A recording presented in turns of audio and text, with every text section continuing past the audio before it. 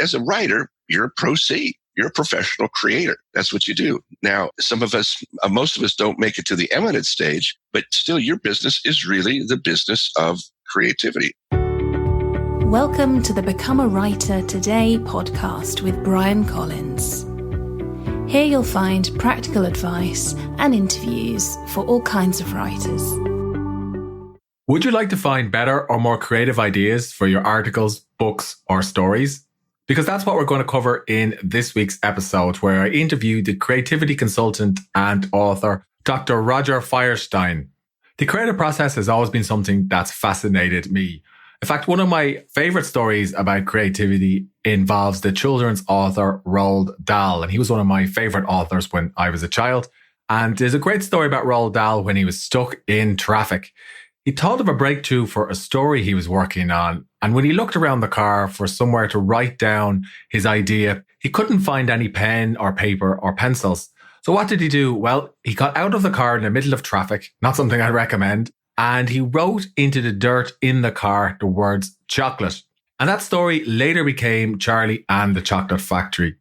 You see, capturing an idea like this was enough for Roald Dahl to remember his breakthrough and later on to turn his idea into a story.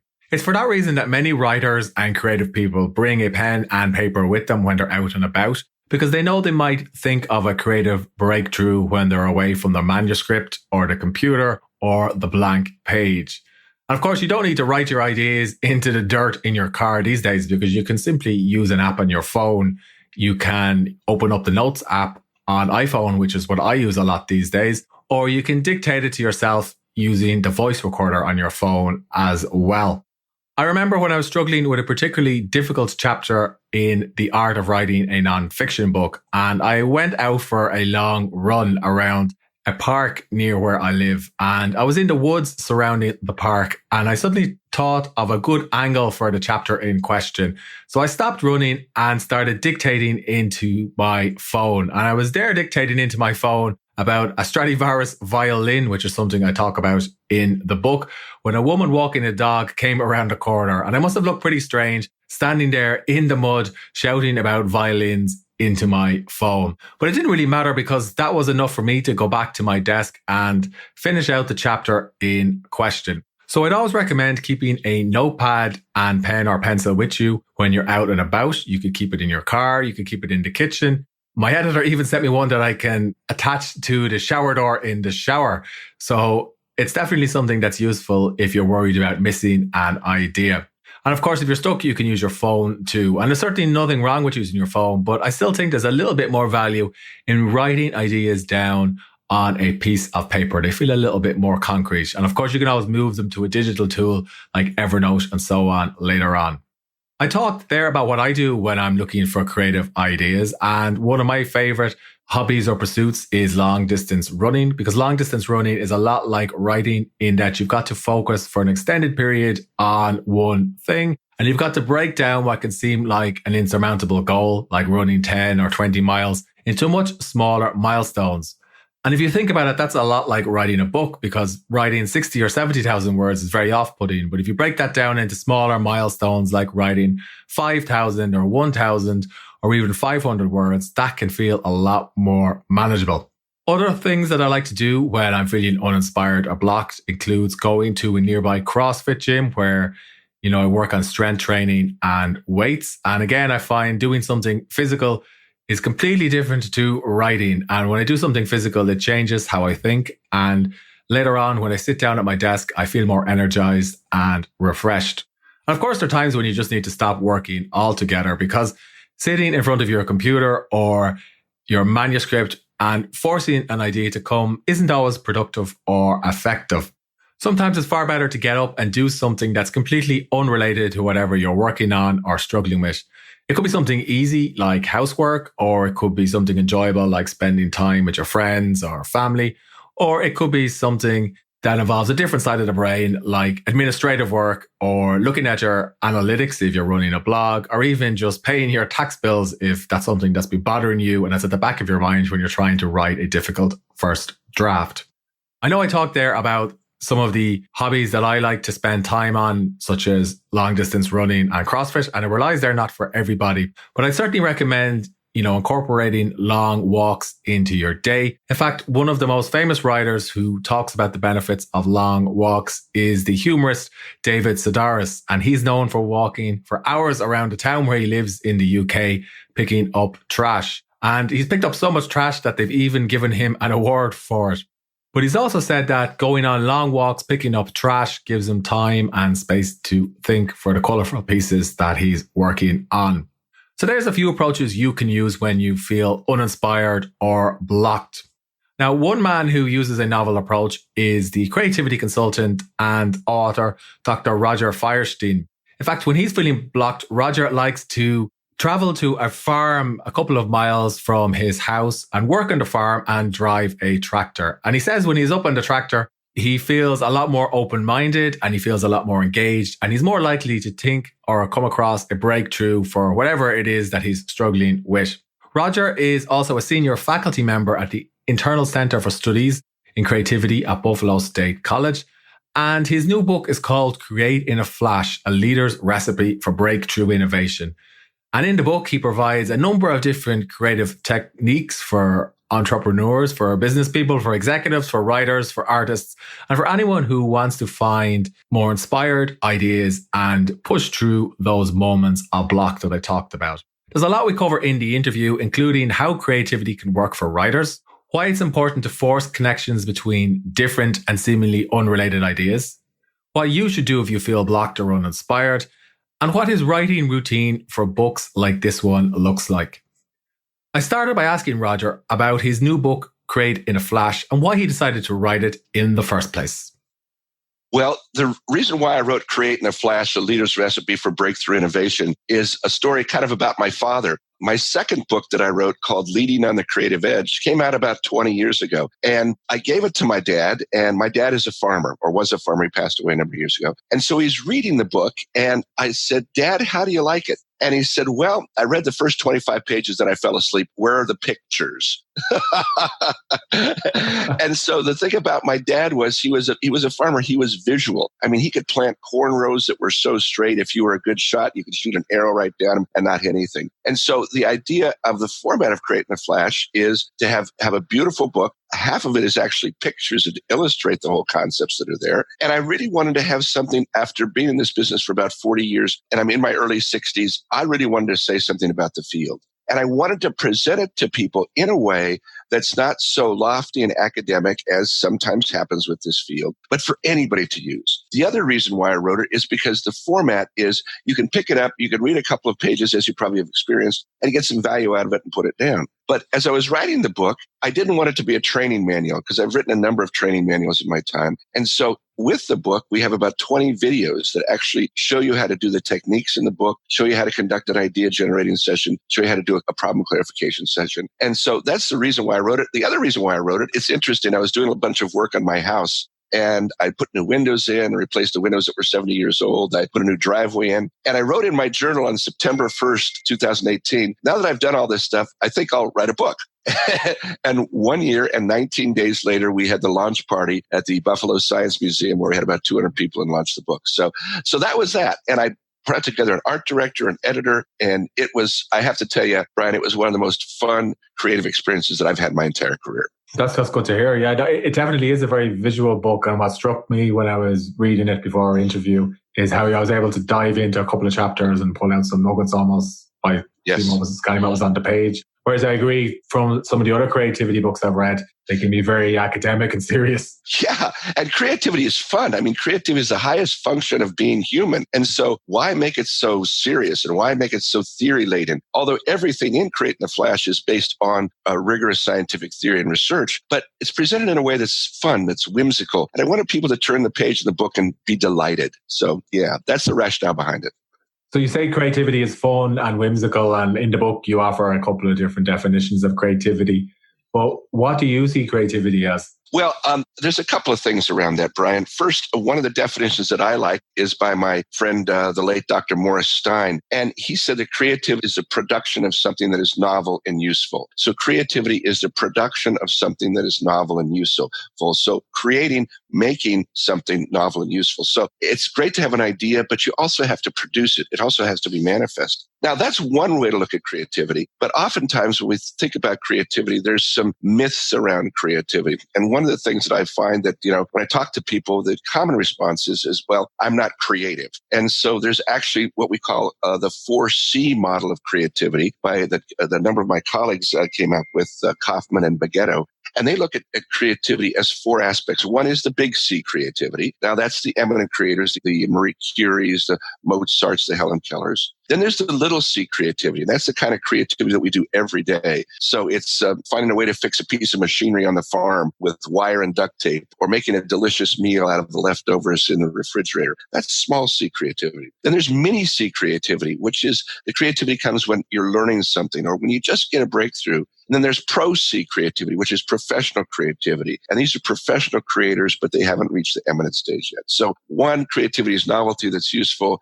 And 2, there's actually 4 types of creativity: the eminent, big C, little c that we do all the time, mini C, which is learning, and pro C, which is professional creators that are not quite eminent yet. So that's the way we like to look at it.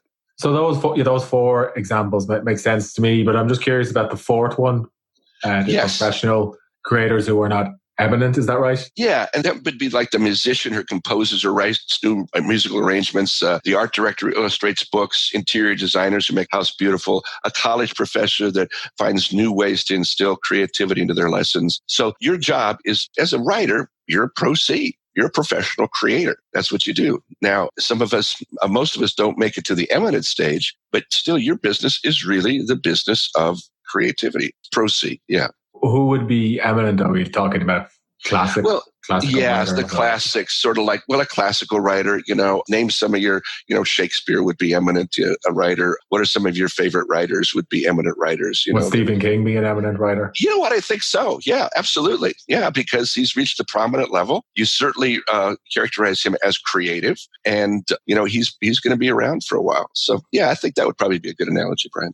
You also have some interesting examples in the book. So writers are definitely creative, but you use one particular example that stood out, somebody who helped you train. Could you talk a little bit about that?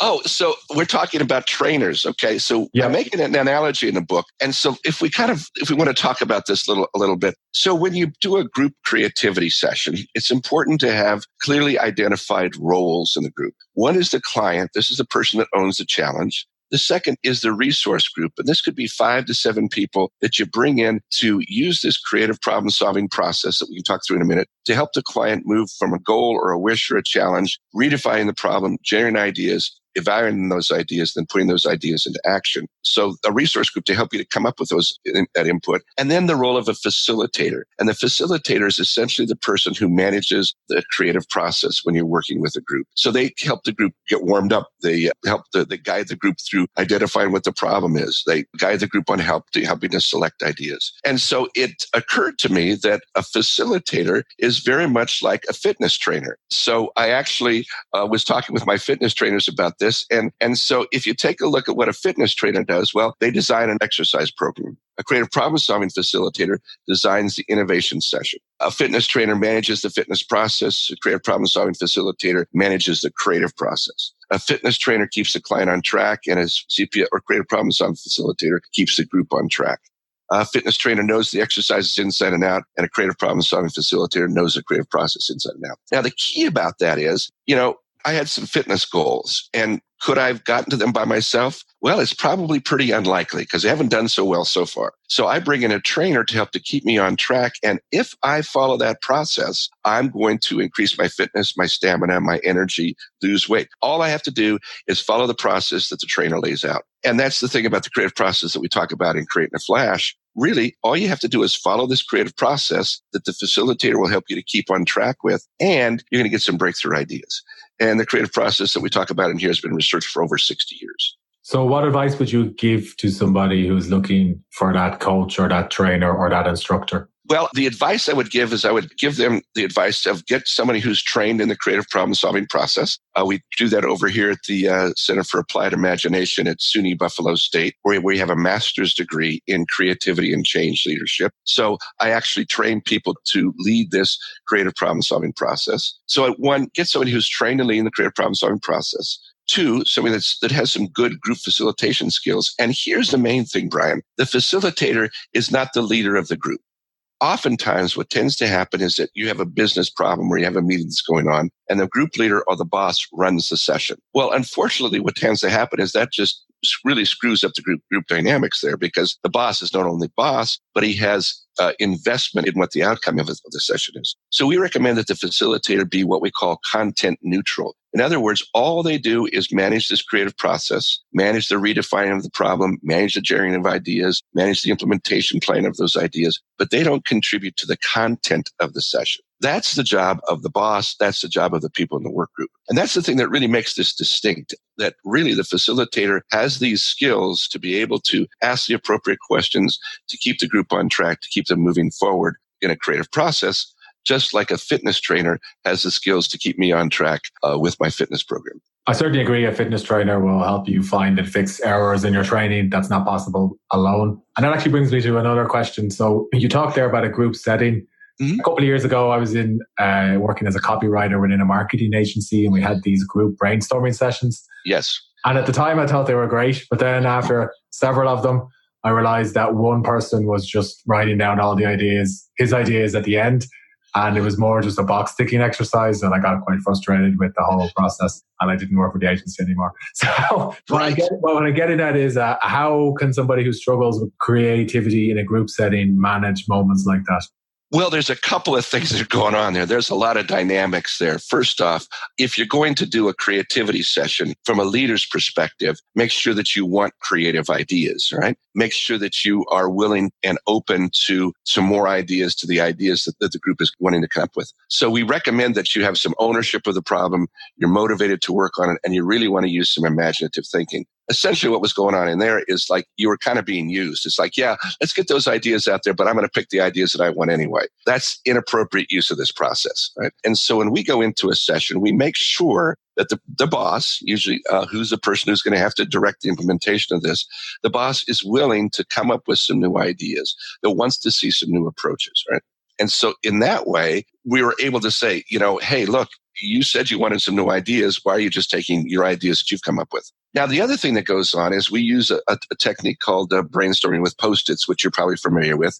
You write your idea on a Post-it, just say it, you put it on the chart. Now, the beautiful thing about that is, and we can talk more about this when we talk about the warm-up, is that in a really well-generated, well-run idea-generating session, it's not uncommon to come up with about 100 ideas in 10 minutes. And when that begins to happen, and when it's facilitated well, and once again, here's the need for a facilitator. When it's facilitated well, everybody is heard. All those ideas get out there. And so the ideas that the boss puts up, the ideas that everybody else puts up, really are pretty much equal, right? Then when you're beginning to select those ideas, here's where roles come in again, right? If the boss has the problem, then it's really his role to select those ideas that the group came up with. However, if the group owns the challenge, then everybody comes up and starts to select those ideas. So I think in that situation, what you found, yes, it was a box kicking exercise because there really was no follow through to it.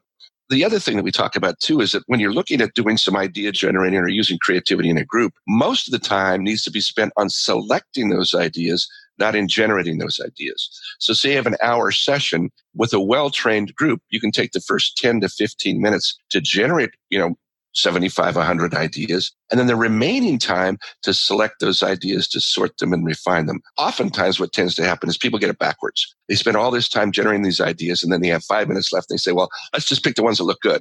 That's not doing a really good job of converging. So that's my recommendation around that. Does that make sense? It does. One other topic related to that is alone time versus group time. How important is alone time for coming up with original ideas? Well, in the book, I talk about driving a tractor, get creative. And I actually, when I find myself getting stale, I go out and do some work on a friend's farm about 40 miles from here. And there's a couple of things that helps me with that. One, when I do that, my friend tells me what to do. I don't have to make decisions, right? And oftentimes I'm set out on a tractor working in a field, mowing or something like that. And that gives you a chance to just kind of let those ideas begin to bubble up and surface. So what we recommend is, and that's a change of pace. What's behind the alone time is essentially a change of pace, doing something differently. So, what we recommend is, as far as group time and alone time is concerned, one of the things that happens in a group is that people can become deliberately creative. You follow these guidelines, you're going to get these ideas out there. What we also find is that we tend to get some of our best ideas when we're not at work, when we're not at the execution mode, when we're not at the make it happen mode, we're not at the judgment mode. And so oftentimes ideas will come to us while you're falling asleep at night, taking a shower, driving in the car. When I ask groups where they get their best ideas, most people don't get their best ideas at work. So that alone time, that time where you're able to just sort of pay attention to something in an almost automatic way, that's where the ideas begin to surface. And so my recommendation is you keep your smartphone with you so you can record those voice memos, have a sheet of paper with you, because, I'm sure you've had the occasion where you've had an idea, you go, oh, that's a great idea, and then you've forgotten it. So capture those ideas whenever and wherever they come to you. And that's the value of the alone time. That's the value of stepping away from the problem. When it comes to actually doing the work, there are a number of warm-up exercises that you recommend using. Could you elaborate on those a little bit? Yes. Here's one of the things that tends to happen. What we recommend, and I've done this throughout my entire career, is before you go and work on the actual really, really tough, serious problem, do a warm-up exercise first, okay? And a warm-up exercise is, admittedly, it's a silly little exercise. And so some of my favorite warm-ups might be like how to get a hippopotamus out of a bathtub, right? What might be all the ways to improve a refrigerator? What can you do with 10 tons of Jell-O? How to get a bear out of your living room? What might you do with 50,000 bowling balls that are flat on one side? Now, these are really silly challenges, okay? Not related to the problem at all. So what you do is you come in, and the facilitator, the person that's going to run the group, proposes this, asks this question to the group, and then you just generate some ideas for solving that problem. Now, the purpose of doing a warm-up exercise is threefold. First is to briefly train the group in the methods that they're going to be using to generate those ideas. So you're not going to judge ideas. We're going to go for quantity. We're going to go for unusual ideas. We're going to build on other ideas. The second is to what I call sanction the time for speculation. And what's behind that is, as you go through your day, you're in a judgment mode. You're in a make it happen mode. When you come into a creativity session, you're in the creative mode at that time. So to jump from your regular judgment mode into trying to be creative without some kind of a warm-up in there just doesn't work, right? So it's like, okay, from here on out, we're going to be speculative. We're going to play around with these ideas just a little bit. So the warm-up essentially sanctions the time for speculation. So we're going to speculate now. We're going to dream, right? The third thing it does is it creates a judgment-free zone. And by working on something that's admittedly silly, something that's admittedly whimsical, people loosen up. They lighten up a little bit. They have some fun with that. And the interesting, and then after you've done the warm-up, which takes about 5 to 7 minutes, then go to work on the tough challenge at hand. But in my entire career, when I've neglected to do a warm-up, I did that twice. Either because, one, I thought the group was already warmed up, or I thought I couldn't take the time to do a warm-up activity. It was early on. Ever since then, I've done a warm-up every time. And people will say, well, Roger, a warm-up is silly. We have serious people in there. Well, I've done this with Army generals, with chief executives, with people in government. They love it because it gives them a chance to play. It gives them a chance to laugh. It gives them a chance to think just a little bit differently. So one of the big takeaways that I'd recommend to your folks that are listening is do a warm-up activity first, then work on the tough challenge at hand. So I'm reminded of what I do in the morning. It's a journaling for 10 or 15 minutes, or potentially using a writing prompt. I'm just wondering, is that similar to what you've described? It's similar to that, yeah. And that's doing it individually. And this is for the group, all right? And so when you have a group of 5 to 7 people working together on a challenge, that helps people to become familiar with the dynamics, how to behave in the group. Hey, look, we're not judging these ideas. We're just getting them out. How to build off of each other's ideas. So yeah, it's what you're doing is a writer's exercise for working individually creative. This is a warm-up exercise for working group creativity. And do you have an ideal early morning routine that helps you? Well, I have a number of routines. And so a couple of things. one of the routines, and this is one of the things that I just love, is that because at this stage of my life, I can pretty much set my own schedule. I love to take naps. And so I'll take about 2:00, 3:00 in the afternoon, I'll take a 15-minute nap. And after that nap, I'm refreshed and I'm ready to go after. Essentially gives me 2 days. So the napping is really helpful. The other routine is to get ideas, is just that whole thing of, spending that time either taking a walk or just kind of some quiet time, but always having that recorder there with me, because I never know when I'm going to be coming up with a new idea. And by capturing it, you capture it, you get it out of your brain, and then you get ready for the next ideas to come in. So you don't have to worry about remembering that idea. You already have it recorded, and you leave space for the other ideas to surface. So what does your writing process look like? Oh, that's really fun. My writing process is pieces. All right. So what I'll do is, when I'm working on a project, is if something strikes me, I'll start in a particular paragraph or something like that. I'll essentially do a section of it. All right. And when we wrote Create in a Flash, we did an outline for it, but I didn't go 1, 2, 3, 4, 5. As I went through it, I kind of used it as a checklist. So, I need to write about this. So if I had the energy to write about this section, I would write about that. If I had the energy to write about this section, I would write about that. So it wasn't chronological order. It was in small pieces. And then also it was starting from just little gems, little vignettes, and then building it from there. So I wouldn't say it's linear. I say it's much more jumping around. And so kind of going where I'm moved to, where the energy is.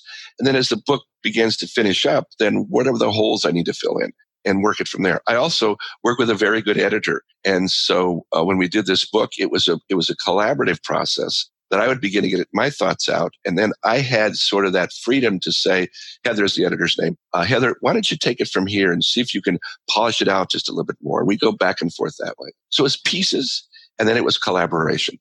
Bringing those pieces together is kind of a good way of establishing connections. And connections is something you talk about in the book as well. Do you have any tips for kind of establishing connections between different ideas? Yeah, the technique is called forced connections. And here's really the essence of creativity. So say you're working on a certain problem. Maybe you want to work on ways to save money, all right? And oftentimes you'll come up with the usual ideas. Then you'll get stuck. So what we recommend that people do is that they begin to make some connections that usually don't relate to the problem at all. So, for example, if you're sitting at your desk and you might look at your lamp, and what ideas does a lamp give you for saving money? Well, use less electricity, or buy cheap light bulbs or something like that. Or what ideas does looking outside at my pine trees give me for saving money? Well, instead of using electric heat, use wood heat. Walk around in the backyard more to be warmed up, right? And this whole concept of forcing connections is really the essence of creativity. So, it's to take a look at the problem that you're working on to something completely different. Make a connection from that. That connection-making process really is what moves the creative process along. So, and I can give you a couple examples of that if you'd like. Yeah, if you have one example, that would be great. Yeah. Yeah. Well, here's one of my favorite examples, and we actually talk about this in the book. And this is an example of a General Motors forge plant here in Western New York. And at this plant, what they do is they make ring gears. And a ring gear changes the direction of power in your automobiles. So if you have a rear wheel automobile, the differential power comes in one direction, hits the ring gear puts the power out to the sides. Now, the way you make a ring gear is you take a hot piece of metal that looks like a donut, you put it in a stamp and a die, puts about 50 tons of pressure on it, and the ring gear comes out the other side. It's a slotted gear. Now, that worked just fine until a number of years ago at this plant, the ring gears were getting stuck in the dies. When the ring gears got stuck in the dies, the operators would put a slab of grease on the die. The die would hold scale or residue, and eventually the die would break. Now, at this plant, they were breaking about 10 dies a week. Dies cost between $4,000 and $5,000 a piece. That's a $40,000 to $50,000 piece problem. So we trained a number of people in this plant in creative problem solving. And at the end of the day, one of the people in charge over there just brought a group of folks together, the group of folks that were trained in this process. And they set about to solve the ring gear problem. And so they started to generate some ideas. And as happens, they kind of slowed down. All right. So the facilitator said, well, let's take a look at something that doesn't relate to this problem at all. And it was really interesting because one of the people in the group said, he said, you know what? We've got a sticking problem here. He said, my wife has this vegetable product called Pam. You spray it on the pan, the vegetables don't stick to the pan. What if we sprayed the dyes with Pam? Now, there was a chemical engineer in the group. He said, Pam probably won't work, but an oil and a soap solution just might do it. They stop the session. Half the group goes to the nearest department store, picks up a spray bottle. The other half goes to mix the solution. Spray bottle cost about $1. The solution cost about 50 cents. They spray it on the die. The dies don't break, right? So $1.50 solution saves this organization $50,000 a week. And what it was there are a number of things that were working there. First off, they had a really well-defined problem, and that's crucial in the process. So it was, how might we prevent the ring gears from getting stuck in the die? They came up with some ideas, a number of ideas. They tried this forced connections, and then they tested those ideas out. And it was in this forced connection making process where the new idea began to surface. They made a connection. Let me give you another example. Do you know who Wilson Greatbatch is? I don't, unfortunately, no. Okay, well, not many people do unless you live in Western New York. Wilson Greatbatch invented the pacemaker, right?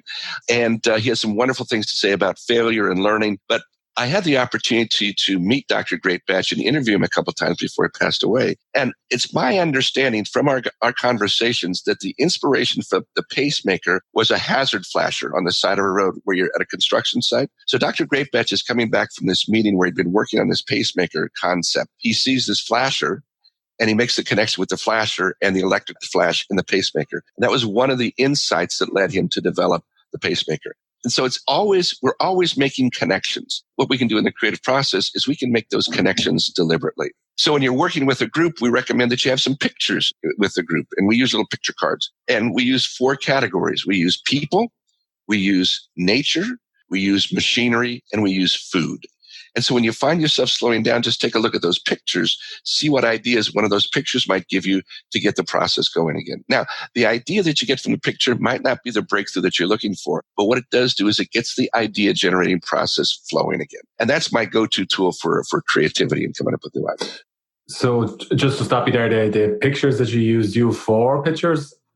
The 4 same pictures each time, or are they just themes that you focus on? They're just 4 categories. Okay, so on a table, I'll have 20 or 30 pictures of food or 20 or 30 pictures of machinery. And people just kind of look around and sort around going, oh, what ideas get from this? Oh, that's, and make a connection from that. Because what our brain looks for when you're working on a creative process is when you're generating ideas, what we find is about the first 10 to 12 ideas tend to be the usual ideas, the ideas you've thought of before. And what we recommend setting an idea quota or an idea goal, and we'll talk about that in a second. But then what begins to happen is you run out of that fuel. And what the forced connections technique does is it gives you fuel for new insights. Different perspectives, different stimulus. And pictures are great. We love pictures, but I love to work with pictures. But you can do things like tastes, various variety of taste. What does the taste of cinnamon give you for solving this problem? Or you can use smells, or you can use musical selections. Anything like that to just enhance that connection-making process for coming up with new ideas. So that's the idea behind it.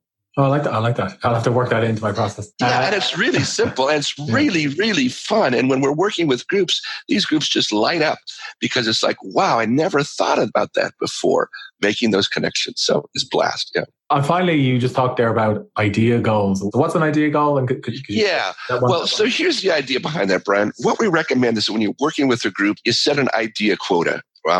And so I like to use between 30 to 35 ideas when you're working with a group. And here's the thinking behind that. Back in the early 80s, I started a little consulting firm called Multiple Resource Associates. And we lived and died by new ideas and new breakthroughs. And so we would look at transcripts of sessions, and when people came up with their breakthrough ideas, the new ideas, the ideas that they eventually took and did something with. And it was usually about idea 30, 35, 40 or somewhere in there. Then when we tracked this, we found that what the idea generating session broke out was into a 3/3. So we have 1/3, 1/3, 1/3. This is the 1/3, 1/3, 1/3 principle. So the first third, about the first 10 to 12 ideas, tend to be the usual ideas. These are the ideas that people have thought of before.